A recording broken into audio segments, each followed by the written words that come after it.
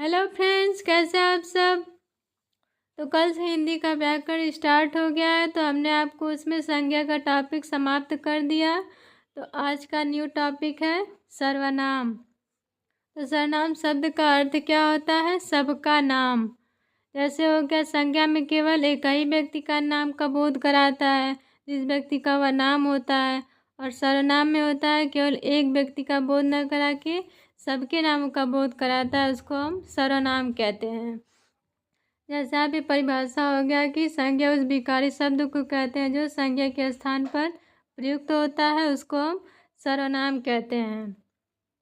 जैसे हो गया, मैं बोलने वाला तो सुनने वाला, या निकटवर्ती वस्तु वह दूरवर्ती वस्तु इत्यादि। मैं बोलने वाला तो सुनने वाला। ऐसे हो गया कि मैं आप सबको पढ़ा रही हूँ तो मैं हो गई बोलने वाली, और आप लोग पढ़ रहे हैं तो आप लोग हो गए सुनने वाले।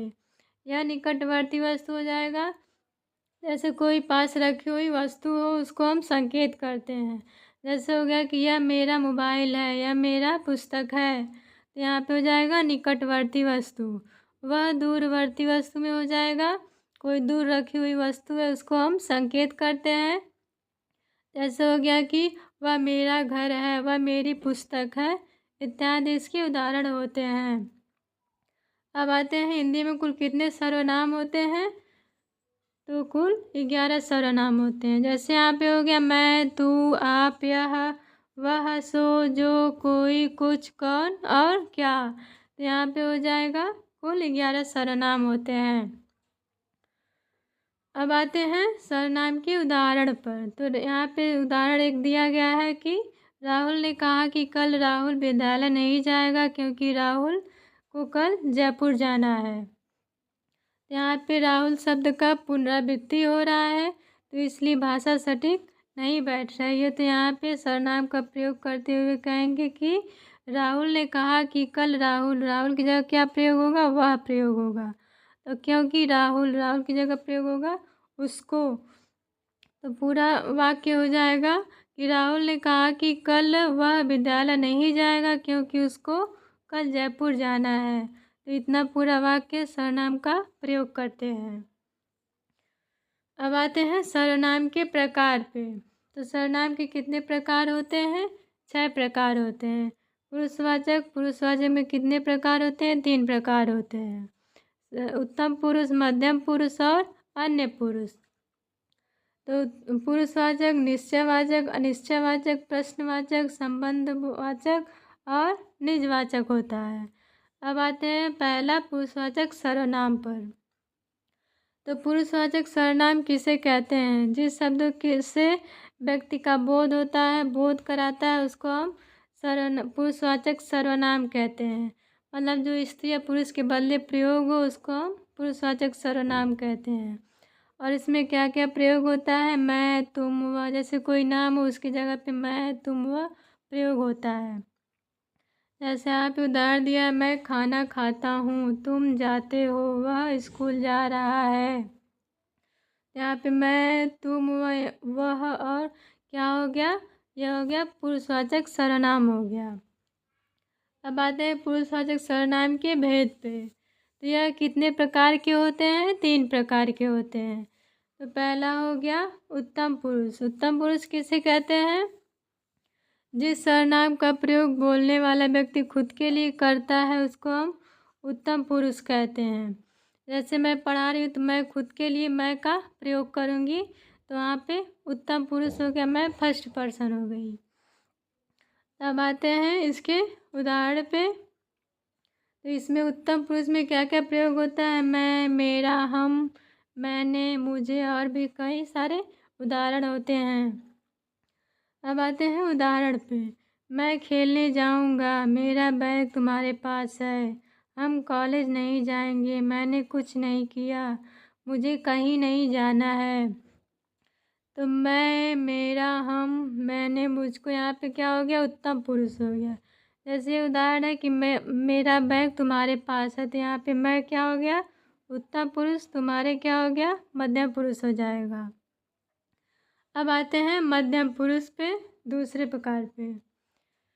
तो जिस सर्वनाम का प्रयोग सुनने वाले के लिए किया जाता है, जैसे आप लोग पढ़ रहे हैं मुझसे, तो आप लोग हो गए सुनने वाले। तो यहाँ पे होता है, तो उसको कहते हैं मध्यम पुरुष। तो इसमें क्या प्रयोग होता है? तू, तुम, तुम्हारे, आप इत्यादि और भी कई सारे उदाहरण होते हैं। अब आते हैं इसके उदाहरण पर।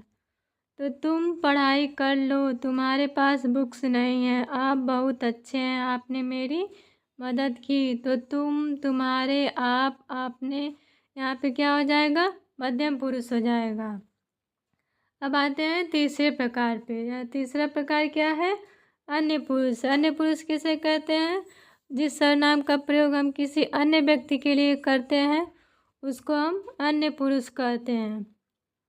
जैसे यहाँ पे हो गया वे, यह, इनसे, उनसे, इनका, इन्हें, इन सर्वनामों का प्रयोग करते हैं तो उनको हम अन्य पुरुष कहते हैं। जैसे हो गया वे अच्छे लोग हैं, यह काम आसान है, उन्होंने मेरी मदद की, इन्हें स्कूल छोड़ दो। वे अच्छे लोग हैं, कोई, यह काम आसान है, उन्होंने मेरी मदद की। कोई अगर किसी का मदद करता है तो हम कहते हैं ना उसको कि उन्होंने मेरी मदद की, तो वो हो गए अन्य पुरुष। अब आते हैं दूसरे प्रकार पे, निश्चयवाचक सर्वनाम पे। तो निश्चयवाचक सर्वनाम किसे कहते हैं? जिन शब्दों से किसी वस्तु, घटना, व्यक्ति या कर्म के लिए प्रयुक्त होता है वह उसको हम निश्चयवाचक सर्वनाम कहते हैं। और इसे क्या कहते हैं? इसको हम संकेतवाचक के रूप में भी जानते हैं। इसको हम संकेतवाचक सर्वनाम के रूप में भी जाना जाता है इसको। तो जैसे यहाँ पे सर्वनाम का प्रयोग होता है यह, वह, वे, यह, ये इत्यादि और भी कई सारे सर्वनाम के प्रयोग होते हैं। जैसे यहाँ पे उदाहरण हो गया कि यह मेरी पुस्तक है। तो यहाँ कोई पुस्तक रखी हुई है तो मैं यही कहूँगी कि यह मेरी पुस्तक है। तो यह निश्चित है कि यह मेरी पुस्तक है। वह मेरा घर है, ये फल हैं। कोई घर दिखाऊंगी तो वह कहूँगी ना कि वह मेरा घर है। तो निश्चय है कि इसमें निश्चित रूप से कि वह मेरा घर है। ये फल है, कोई फल रखा हुआ है तो यही कहा जाएगा कि ये फल है। जैसे केला रखा हुआ है, आम रखा हुआ है तो हम यही कहेंगे कि ये फल है। अब आते हैं निश्चयवाचक सर्वनाम के भेद पर। निश्चयवाचक सर्वनाम के भेद कितने होते हैं? 2 भेद होते हैं। एक निकटवर्ती निश्चयवाचक, एक और दूसरा दूरवर्ती निश्चयवाचक। तो निकटवर्ती निश्चयवाचक सर्वनाम किसे कहते हैं?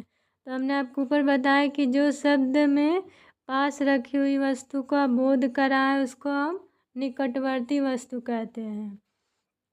जैसे कि उदाहरण हो गया यह मेरा पेन है, ये चीज़ मुझे बहुत पसंद है। जैसे कोई पेन रखा हुआ है तो मैं ये कहूँगी कि यह मेरा पेन है, यह चीज़ मुझे बहुत पसंद है। कोई चीज़ रखी हुई है तो मैं ये कहूँगी कि यह मुझे बहुत पसंद है। वह निकटवर्ती वस्तु को मैं संकेत कर रही हूँ। अब आते हैं दूरवर्ती वस्तु पे। दूरवर्ती वस्तु मतलब जो कोई दूर रखी वस्तु को बोध कराए उसको दूरवर्ती निश्चयवाचक सर्वनाम कहते हैं। ऐसे उदाहरण हो गया कि वह मेरी बुक है, वे आम हैं, वह राम का सामान है। और भी कई सारे उदाहरण हो जाएंगे। जैसे यहाँ पे दिया है कि वह मेरी बुक है, तो कोई दूर रखी हुई पुस्तक है तो उसे कोई कहेगा कि वह मेरी पुस्तक है, वो मेरी बुक है। वे आम है, वैसे ही हो जाएगा वे आम है। वह राम का कोई सामान रखा हुआ है तो कोई व्यक्ति कह रहा है कि वह राम का सामान है, वो उसको दूर से संकेत कर रहा है। अब आते हैं तीसरे प्रकार पे, अनिश्चयवाचक सर्वनाम पे। अनिश्चयवाचक सर्वनाम क्या होता है? जिन शब्दों से व्यक्ति, वस्तु, घटना का बोध नहीं होता है। ऐसे इसमें होता है कोई, कुछ, किसने, जहाँ, उसने, तो इसमें बोध नहीं होता है तो उसको हम अनिश्चयवाचक सर्वनाम कहते हैं। जैसे यहाँ पे उदाहरण दिया है कि ऐसा न हो कि कोई आ जाए। कोई मतलब कौन आया है किसी को पता नहीं है, कौन आ जाए, तो यहाँ पे अनिश्चयवाचक सर्वनाम हो जाएगा। कुछ अच्छी बुक्स है, तो वहाँ पे बुक्स रखी हुई है लेकिन हमको नहीं पता है कौन कौन सी वहाँ पे बुक है, तो यहाँ पे कुछ का प्रयोग हो जाएगा। किसने तुम्हें मारा, तो उस किसी ने किसी को मारा है तो हमको नहीं पता है कि उसको किसने मारा, तो यहाँ पे अनिश्चय कोई निश्चित नहीं कि किसने उसे मारा है। इसी प्रकार हो जाएगा जहाँ वह रहता है उसने कुछ नहीं किया, तो यहाँ पे सारे उदाहरण हो जाएंगे अनिश्चयवाचक सर्वनाम के। अब आते हैं संबंधवाचक सर्वनाम पे। तो जिन शब्दों से परस्पर संबंध का पता चले उसको हम संबंधवाचक सर्वनाम कहते हैं। इस सर्वनाम में जो, सो, जैसा, वैसा इत्यादि का प्रयोग होता है और दो वाक्यों के बीच में हम संबंध स्थापित करते हैं, उसको हम संबंधवाचक सर्वनाम कहते हैं। जैसे यहाँ पे जैसे और इसमें प्रयोग होता है जो, सो, जैसा, वैसा, और भी कई सारे उदाहरण होते हैं। जैसे यहाँ पे उदाहरण देख लीजिए कि होता है मेरा वह गिफ्ट खो गया जो मुझे जन्मदिन पर मिला था। तो यहाँ पे गिफ्ट और जन्मदिन में क्या संबंध बैठा रहा है कि वह मेरा गिफ्ट खो गया जो मुझे जन्मदिन पर मिला था। तो यहाँ पे संबंध बना रहा है गिफ्ट और जन्मदिन का। जो पढ़ाई करेगा वह पास हो जाएगा। पढ़ाई और पास में संबंध बता रहा है कि जो ज़्यादा मेहनत करेगा वह पास होगा, अपनी सफलता पाएगा। अब आगे देखते हैं जो परिश्रम करते हैं वे सुखी रहते हैं। जाहिर सी बात है जो परिश्रम करेगा वो सफलता उसके पास रहेगी तो वह सुखी रहेगा ही। अब आते हैं प्रश्नवाचक सर्वनाम पे।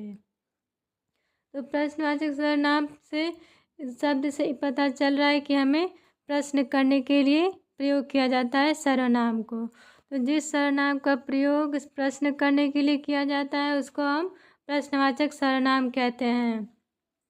इसमें प्रयोग होता है क्या, कब, किसे, कौन इत्यादि होता है। जैसे उदाहरण में हो गया कि तुम्हें क्या खाना है। ऐसे कोई किसी से पूछ रहा है कि तुम्हें क्या खाना है, तो यहाँ पे प्रश्न कर रहा है वह। बाहर कौन खड़ा है, बाहर हमें कोई खड़ा है हमको पता नहीं है, तो हम किसी से पूछ रहे हैं कि बाहर कौन खड़ा है। और भी कई सारे उदाहरण हो जाएंगे। तो ये होता है प्रश्नवाचक सर्वनाम। अब आते हैं निजवाचक सर्वनाम पे जो स्वयं के लिए प्रयोग होता है। निज मतलब स्वयं के लिए। तो निजवाचक शब्द दो शब्दों से मिलकर बना होता है और निज का अर्थ होता है अपना, वाचक का अर्थ होता है बोध। तो जो अपनेपन का बोध कराए उसको हम निजवाचक सर्वनाम कहते हैं। ठीक है, निज मतलब स्वयं का होता है, आप होता है, अपना होता है। तो जो अपनेपन का बोध कराए उसको हम निजवाचक सर्वनाम कहते हैं। इसमें कौन कौन से सर्वनाम प्रयोग होते हैं? अपने, आप, निजी, खुद, स्वयं और भी कई सारे सर्वनाम प्रयोग होते हैं।